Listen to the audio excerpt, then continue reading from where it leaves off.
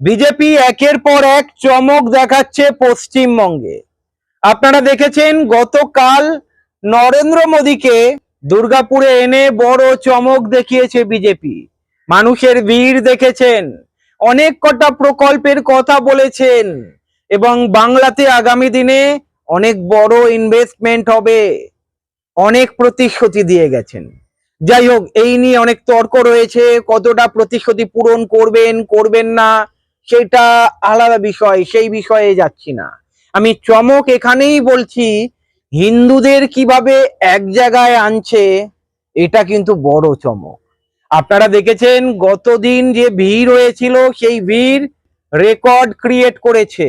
বামপন্থীদের চোখ ছানা বড়া হয়ে গিয়েছিল, তৃণমূলের চোখ ছানা বড়া হয়ে গিয়েছিল। আবার শোনা যাচ্ছে যোগী আদিত্যনাথকে পশ্চিমবঙ্গে আনতে চলেছে বিজেপি। সামনে বিধানসভা 2026, এই বিধানসভার আগে আরো বড় ধামাকা করতে চলেছে বিজেপি।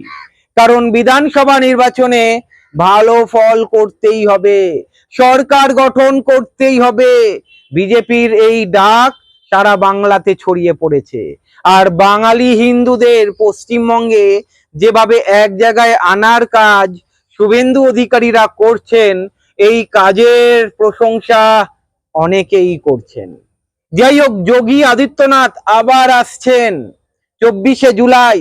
জঙ্গলমহলে বিজেপির বড় সভা রয়েছে, সেই সভায় যোগী আদিত্যনাথকে দেখা যাবে।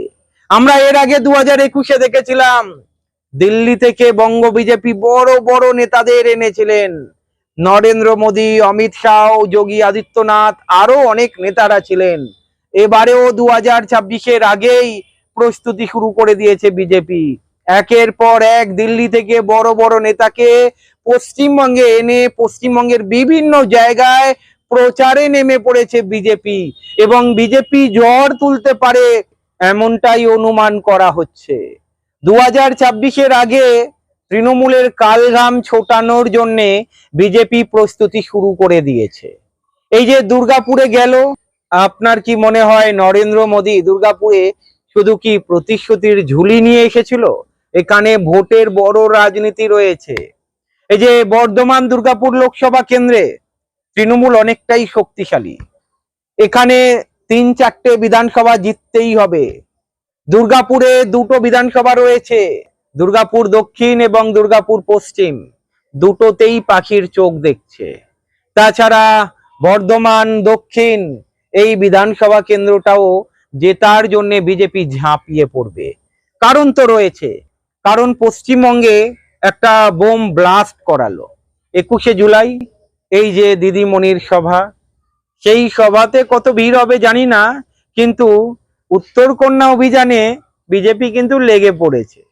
তারপরে জঙ্গলমহলে 24শে জুলাই যোগী আদিত্যনাথকে এনে আরো বড় চমক দেখাতে চলেছে বিজেপি। বিজেপি 2026-এ কতটা কি করবে জানি না, আবার চমকের রাজনীতি বিজেপি দেখানোর জন্য প্রস্তুত।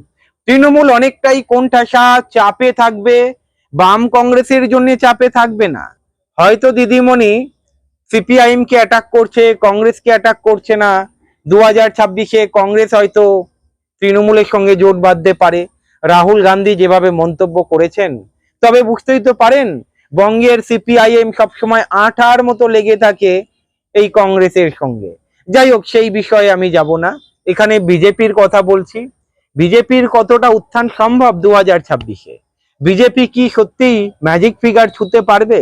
যোগী আদিত্যনাথ আসছেন, আবার নরেন্দ্র মোদী আসবেন, অমিত শাহ আসবেন, জেপি নাড্ডা আসবেন, বড় বড় নেতারা আসবেন। পশ্চিমবঙ্গে 2026-এ কতটা খেলা দেখাবে জানি না, তবে একটা অংশ মনে করছে 2026 বিজেপি ফুল দমে ঝাঁপাবে। কারণ হিন্দুদের এক জায়গায় এনেছে। 2021-এ যা ঝড় উঠেছিল, 2026-এ বিজেপি তার থেকেও বেশি ঝড় তুলতে চাইছে। জানি না আগামী দিনে কি হবে।